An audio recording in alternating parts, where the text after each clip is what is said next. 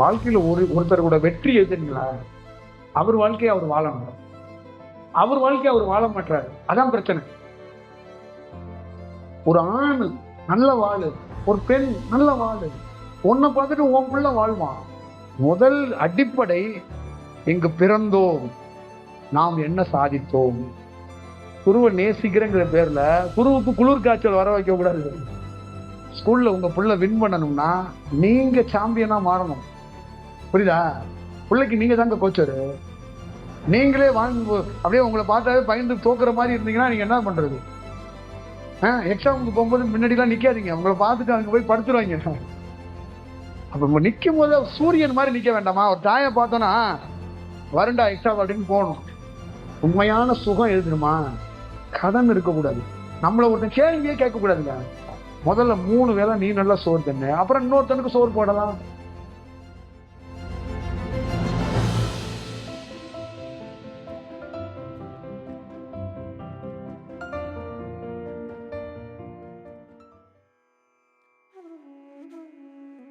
பண்ற ஒருத்தவங்க நம்மளோட அந்த கம்யூனிகேஷன் வச்சுக்கிறது, நம்மளோட டிராவல் பண்றதுங்கிறது ரொம்ப அரிதான விஷயம். அது எதுக்கு கிடைக்குதுன்னா நம்ம நல்ல தன்மைக்கு மாறுறது. இந்த உலகத்துல உங்களுக்குள்ள ஒரு நல்ல தன்மை இருந்தா நீங்க ஃபர்ஸ்ட் ஜெயிச்சிருங்க. வாழ்க்கையில ஒருத்தரோட வெற்றி எதுங்களா? அவர் நல்லா தூங்கணும், நல்லா சாப்பிடணும், நல்லா சிரிக்கணும், நல்லா அழுகணும், நல்லா தண்ணி குடிக்கணும். அவர் வாழ்க்கையை அவர் வாழணும். அவர் வாழ்க்கையை அவர் வாழ மாட்டாரு. அதான் பிரச்சனை. அவர் வாழ்க்கைய வேற யாரோ வாழ்றாங்க. இது ப்ராப்ளம். ஒரு பெண் வாழ்க்கைய ஒரு பெண் தான் வாழணும். ஒரு ஆண் வாழ்க்கைய ஒரு ஆண் தான் வாழணும். உங்க வாழ்க்கைய வேற யாரோ வாழக்கூடாது. இங்க எந்த பெண்ணுகிட்டையாவது போய் கேளுங்க, எங்களுக்கெல்லாம் வாழ்க்கை இல்லைங்க, எங்க பிள்ளைதாங்க, எங்களுக்கெல்லாம் வாழ்க்கை இல்லைங்க, எங்க இந்த ஜீவன்கள் தாங்க அப்படிங்கிறாங்க. அப்ப நீங்க ஏன் பிறந்தீங்க? நீங்க ஏன் பூமிக்கு பாரமா பிறந்தீங்க? அப்பா உங்க வாழ்க்கையை நீங்க முதல்ல வாழுங்கப்பா.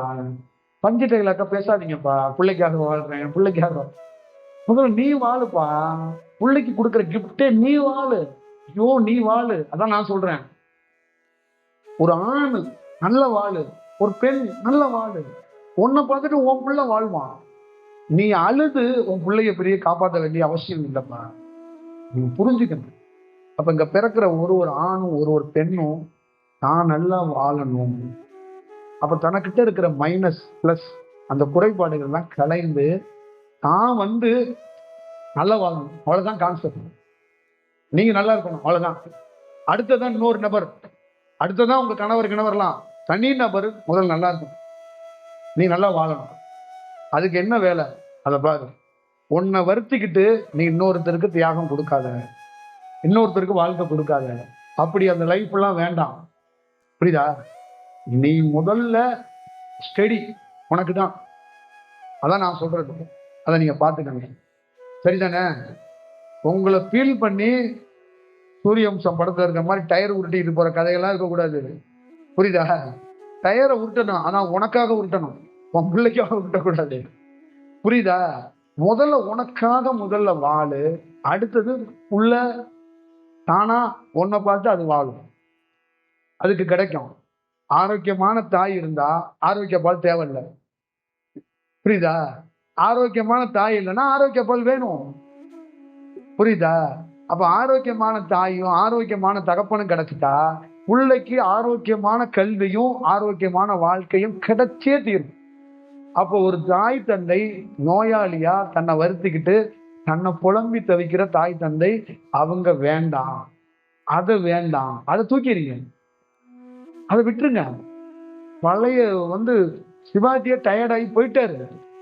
அதே மாதிரி பழைய டைலாக்கையே பேசிட்டு இருக்காதீங்க. முதல் அடிப்படை, இங்கு பிறந்தோம், நாம் என்ன சாதித்தோம். இங்க பிறந்தோம், என்ன சாதிச்சோம்? நம்மளை வருத்தப்படுறதுக்கா? ஒரு நாள் அழுதோம், அடுத்த நாள் சிரிக்கணும்ல. சிரிக்கணுமா வேண்டாமா? புள்ள சிரிச்சான், நீ சிரிப்பியா சிரிக்க மாட்டியா அப்படின்னா அப்படின்னா என்னது? உண்மையா? அது பாயில படுத்து கிடப்பான், என்னடா அது அப்படின்னா, இல்ல புள்ள பெட்டுல படுத்துருக்கணும், நான் பாயில. பெட்டனா 2 தெரியுமா? நீ பெட்ல படுறா, புள்ளையும் பக்கத்துல படுத்துக்கும். ஏன் அப்படி பண்றீங்க? இது தியாகம்லாம் கிடையாதுங்க, தன்னை வருத்துறது. புரியுதுங்களா? குருவை நேசிக்கிறங்கிற பேர்ல குருவை அணத்தக்கூடாது. நான் தான் சொல்றது. குருவை நேசிக்கிறங்கிற பேர்ல குருவுக்கு குளிர் காய்ச்சல் வர வைக்க கூடாது. அதே மாதிரிதான் பிள்ளைய நேசிக்கணும். ஆனா தாய் தந்தை ஆரோக்கியமாக இருக்கணும். தாயும் தகப்பனும் ஒரு கிளாஸ் டீச்சர், ஒரு குரு, ஒரு காட், இது எல்லா வீட்லயும் மாறினா அந்த குழந்தைக்கு தேவையானதெல்லாம் கிடைக்கும். அப்ப ஆசிரியராகவும் தாய் தந்தையும் மாறி நிக்கணும், குருவாகவும் நிக்கணும், காடாகவும் நிக்கணும். நாங்கெல்லாம் அடுத்ததான் கடைசி ரேங்க். புரியுதுங்களா? உங்க வீட்டுக்குள்ள தினந்தோறும் உங்க பிள்ளைங்கள்ட்ட கம்யூனிகேஷன்ல இருக்க போறது யாருன்னா நீங்க தான். அப்ப முதல் ஆரோக்கியம் யாருக்கு வேணும்? முதல் தடுப்பூசி பிள்ளைக்கு கிடையாது, உங்களுக்கு தான். அப்ப முதல் சத்து மாவு யாருக்கு கொடுக்கணும்? உங்களுக்கு தான். முதல் பூஸ்ட் யாருக்கு? உங்களுக்கு தான். முதல் சாப்பாடு யாரு? உங்களுக்கு தான். அப்ப நீங்க தான் நல்லா இருக்கணும். நீங்க நல்லா இருந்தாதான் அவங்க நல்லா இருப்பாங்க. அவர் சாப்பிட்டுதான் நான் சாப்பிடுவேன், அந்த பிள்ளைகளுக்கெல்லாம் நல்ல சாதத்தை கொடுத்துட்டு நான் தண்ணி ஊற்றி சாப்பிடுவேன்னா நல்லா இருக்காது. முதல்ல ஃபாலோ பண்ணுங்க, அதை பார்த்துக்கங்க. புரியுதுங்களா? எல்லா வீட்டுக்குள்ளேயும் நீங்க ஆரோக்கியமா ஒரு நல்ல செயலை உருவாக்குங்க. இது வேணும். ஒரு பிள்ளைகளுடைய எண்ணத்தை என்ன புரிஞ்சுக்கணும்னா, ஒவ்வொரு பிள்ளைகளுக்கும் ரோல் மாடல் தாய் தந்தை தான். ஒரு தாய் தந்தையோட ஆரோக்கியம், ஒரு தாய் தந்தையோட பெஸ்ட் பர்ஃபார்மன்ஸ், அந்த பெஸ்ட் அவங்களுடைய லைஃப் இருக்குல்ல, இவர் தான் என் ஹீரோன்னு இந்த உலகத்துக்கு ஒரு பிள்ளைங்க அறிமுகம் பண்ணி வைக்கணும். அது யாருன்னா தாய் தந்தையை தான். தாய் தந்தையை தாண்டி வேற யாருமே கிடையாதுங்க. அப்ப நீங்க அப்படியே இன்னும் உளுத்து போனவங்க மாதிரி இப்படியே வராதிங்க. யாருப்பா உங்க அப்பா? அப்படியே இவர் தான் உங்க அப்பாவா? எங்க உங்க அம்மா? அவங்க அப்படியே வருவாங்க, சப்பாத்தி கட்ட மாதிரி தேஞ்சு பண்ணுவாங்க. இவங்க தான் உங்க அம்மாவா? அவங்க ஏன் இப்படி இருக்காங்க சொன்னா புரிஞ்சுக்கவே மாட்டாங்க. ஏன் இந்த ட்ரெஸ் எல்லாம் போட்டிருக்காங்க? மாற மாட்டாங்க. ஏன்னா அவங்க பழமையிலேயே அப்படிதான் இருப்பாங்களாம். அப்படிலாம் இருக்கக்கூடாது. புரியுதா? பழைய பிளாக் அண்ட் ஒயிட் படத்தை ஓட்டாதீங்க. இன்னையிலேருந்து பௌர்ணமியில நிறுத்துங்க. தூக்கி போட்டுட்டு ஒரு நல்ல சூழல்ல உடலை பாருங்க. முதல்ல நீங்க ஃபர்ஸ்ட் ஸ்கூல்ல உங்க புள்ள வின் பண்ணணும்னா நீங்க சாம்பியனா மாறணும். புரியுதா? பிள்ளைக்கு நீங்க தாங்க கோச்சரு. நீங்களே வாங்க அப்படியே உங்களை பார்த்தாவே பயந்து தோக்குற மாதிரி இருந்தீங்கன்னா நீங்க என்ன பண்றது? எக்ஸாமுக்கு போகும்போது முன்னாடிலாம் நிக்காதீங்க. உங்களை பார்த்துட்டு அங்க போய் படுத்துருவாங்க. அப்ப நிக்கும் போது சூரியன் மாதிரி நிக்க வேண்டாமா? ஒரு தாயை பார்த்தோன்னா வருண்டா எக்ஸாம் அப்படின்னு போகணும். அப்படி ஒண்ணு இருக்குல்ல, எழுதிரு அப்படின்னா, ஐயோ நீ இப்படி பேசுறமா முதல்ல அப்பா வர சொல்லாத, யாருமா அம்மா வர சொல்லாத அப்படிங்குதுங்க. இப்ப என்ன பண்ண முடியும் சொல்லுங்க? அதே மாதிரி சில அம்மாட்ட பிள்ளைங்க சொல்லுது, அப்பாவை அப்படி பார்க்க சொல்லாதம்மா. ஏங்க அவ ஸ்கூலுக்கு போகும்போது நீங்க அப்படி பார்க்காதீங்க, அங்கிட்டு வராதிங்க. பொறுப்பா இருக்க சொல்றீங்க. பொறுப்பா இருக்குன்னு ஏன் இப்படி கண்ணெல்லாம் விரிச்சு பேசுறீங்க? அதுதான் சொல்றேன், நீங்க முதல்ல மாறுங்க. உங்களுக்கு வெற்றியே உங்க கையில தான் இருக்கு. சக்சஸ் உங்க கையில தான் இருக்கு. புரியுதுங்களா? இதை முதல்ல மாறுங்க. பணம் 5000 ரூபா தான் இருக்கா? இதுக்கு எல்லாருமே மகிழ்ச்சியா இருக்கிறதுக்கு என்ன வழியோ அதை திட்டமிட்டுங்க. இதுக்கு ஏன் கொள்ளடிக்க போறேங்கிறீங்க? காசு வரலன்னு என்ன மாதிரி ஆளை கூப்பிட்டுக்கிட்டே உட்காந்துருக்கீங்க. காசு கொடு, குருநாதா 5000 ரூபா தான் இருக்கு, இதுதான் வாழணும், இதுக்குள்ளதான் வாழ்க்கை நடத்தணும். அப்புறம் இல்லாத ஒண்ணை ஏன் உருவாக்குறதுக்கு ட்ரை பண்றீங்க? அப்ப நான் சும்மா இருப்பேனா? 5 லட்சம் ரூபா கொடுத்து போடுவேன். இப்ப நீங்க சும்மா இருப்பீங்களா? காரை வாங்கிட்டு லோல் போடுவீங்க. புரியுதா? அதனாலதான் நான் சொல்றேன், எப்பயுமே இருக்கிறத வச்சுக்கிட்டு பெஸ்ட்டை கொடுக்கணும். இதான் மெயின், இதுதான் ரொம்ப முக்கியம். தயவு செய்து பாத்துக்கோங்க. 5000 ரூபா தான் புருஷன் சம்பாதிக்கிறாரா? 3000 ரூபா செலவு பண்ணுங்க, 2000 ரூபா வச்சுக்கோங்க. அதுக்கு மேல எதுவும் பண்ணாதீங்க. சிம்பிளா குழம்பெல்லாம் வைக்க தெரியலன்னா சொல்லுங்க, நானே மெனு ப்ரிப்பேர் பண்ணி உங்களுக்கு அனுப்புறேன். புரியுதுங்களா? அதெல்லாம் பண்ணிக்கலாம். நம்மெல்லாம் காசு வச்சுக்கிட்டு எந்த அன்னதானமும் பண்றது இல்லை. அப்படியே போற போக்குல ஆந்த வேலை அடிக்கிறது இருக்குல்ல, அந்த வேலை தான். அலட்டிக்க யாராவது எத்தனை பேர் வந்துட்டாங்க, வா அலட்டாத, நின்று என்ன சாப்பாடு பத்தலையா பண்ணிக்கலாம், அப்படியே அந்த ஆந்த வேலையே பண்ணணும். அப்ப குருவே பத்தலையா என்ன ஆச்சு அப்படின்னா, ஐயோ என்னங்க அவரே பதற்றப்படுறாருங்க, அவரே கோவப்படுறாருங்க, ஐயோ என்னங்க அப்படின்னா என்ன ஆயிரும்? தங்கம் தாறுமாறா ஓடும். இந்த மாதிரி ஆயிடக்கூடாது. அப்ப குரு என்ன சொல்றாருன்னா, டே சோறு இல்லையா, பரவாயில்ல விடுறா, பரவாயில்லன்னு சொல்றாருங்க, அப்ப நம்மளே கொஞ்சம் அமைதியா தாங்க இருக்கணும் அப்படிங்கிற வந்துருவான். அப்ப என்ன பண்ணணும்னா, சாப்பாடு இல்லாத பட்சத்துல இருக்கிற சாப்பாடை பகிர்ந்து கொடு. இல்லையா அதுக்கு என்ன மாதிரி யூட்டிலைஸ் பண்ணலாமோ அதை நிதானமா பண்ணு. இவ்வளவுதான் விஷயம். புரியுங்களா? ஆரம்பத்துல வகுப்பு வச்சோம், குற்றாலத்துல ஒரு வகுப்பு வச்சோம், சாப்பாடு அரேஞ்ச் பண்ண முடியல. அப்ப எல்லாம் பதட்டத்துல ஓடிக்கிட்டு இருந்தாங்க. என்னடான்னு, சாப்பாடு வரலங்க. அதுக்கு என்ன நீங்க திட்டுவீங்க, என்ன பண்றதுன்னு தெரியுதா? அப்படியா, எல்லாரும் பசியில இருக்கிறாங்க, எல்லாரையும் கூப்பிட்டாங்க, வாங்கன்னு. எனக்காக ஒரு ஹெல்ப் பண்ணலாமா நீங்க? என்னன்னு, என் கூட கொஞ்சம் தூரம் நடந்து வரலாமான்னு. வரலாமே. நான் நடந்தே போனேன், என் கூட அப்படியே வந்தாங்க. அப்புறம் இன்னொரு அங்க ஒரு இடத்துல போய் நின்ன, ஒரு சின்ன ஹெல்ப் பண்ணலாமா? என்ன, இந்த கடையில கொஞ்சம் உட்கார போறேன், நீங்களும் உட்காரலாமா? உட்காரலாமே. போய் ஒரு கடைக்குள்ள உட்காந்தேன், எல்லாரும் உட்காந்தாங்க. அப்புறம் அவங்கள்ட்ட கேட்டேன், ஒரு சின்ன ஹெல்ப் பண்ணும், நான் ஒரு 2 இட்லி சாப்பிடலான் இருக்கேன், நீங்க எல்லாம் சாப்பிடலாமா? சாப்பிடலாமே. அப்பா இட்லி எல்லாருக்கும் கொடுப்பா, இட்லியோட தோசையும் கொஞ்சம் கொடுக்கலாமா? கொடுங்க. இப்ப எல்லாரும் சாப்பிட்டாங்க. யாருக்குமே அந்த சாப்பாடு வரல, அந்த பசி அதெல்லாம் இல்ல. குரு சாப்பிட்றாரு, நம்மளும் சாப்பிட்றோம், எல்லாரும் ரிலாக்ஸா. தோசையோட கொஞ்சம் பூரி கிடைக்குமா? பூரியும் கொடுங்கப்பா. அப்புறம் சட்னி கொஞ்சம் கிடைக்குமா? சட்னியும் கொடுங்கப்பா. அவர் எல்லாம் சாப்பிட்டு அப்படியே வெளியே வந்தாங்க. சரி, நான் அப்படியே கிளம்பட்டுமா அப்படின்னு அப்படி வந்தேன். இந்த பயில நின்னாங்க. இதுக்கு ஏன்டா அப்படி டென்ஷன் ஆனீங்க? அவ்வளவுதான். இதான் விஷயம்.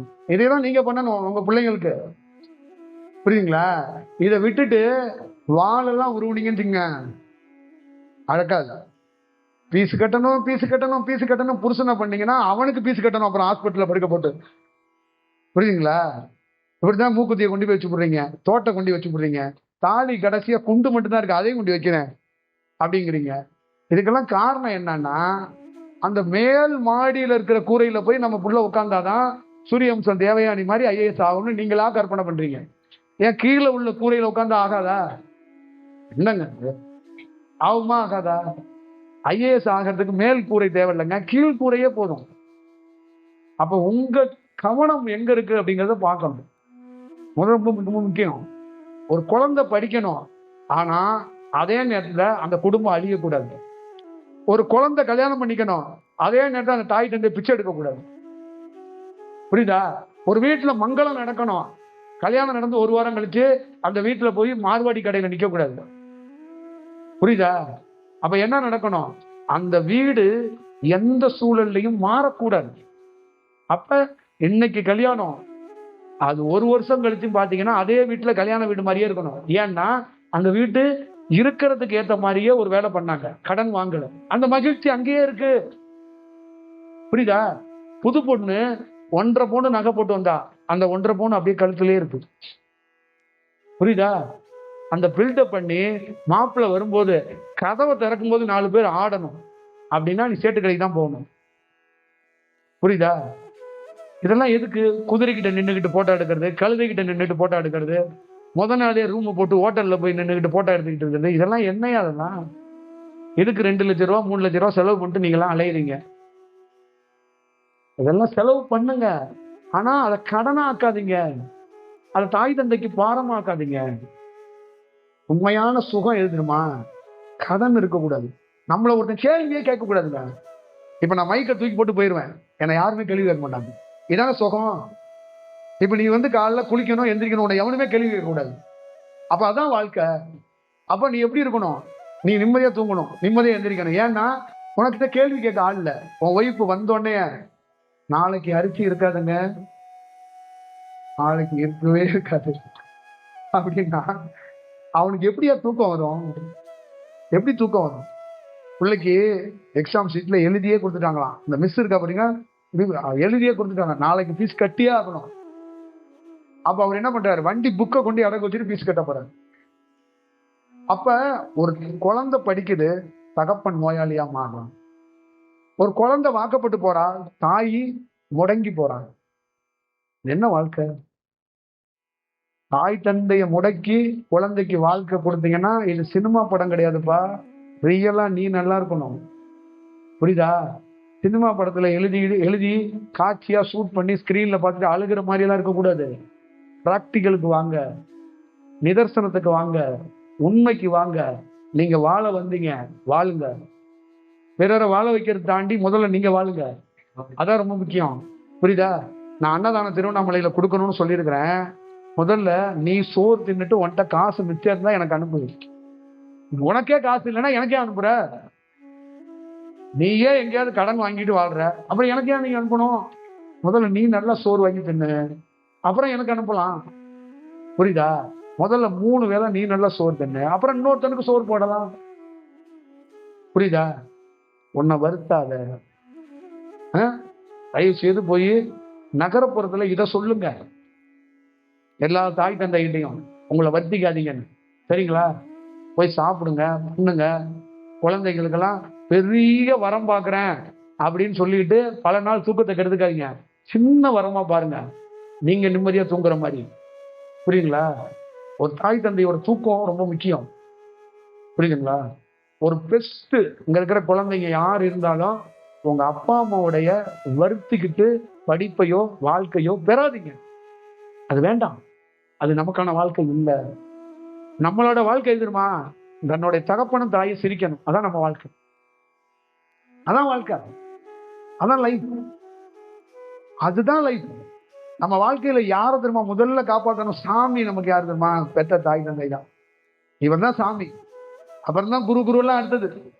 சாமி அவன் தான். அவன் நல்லா இருக்கணும். அவனுக்காக நம்ம என்ன வேணாலும் பண்ணணும். புரியுதா? அதை நீ பார்த்துக்க. சரியா?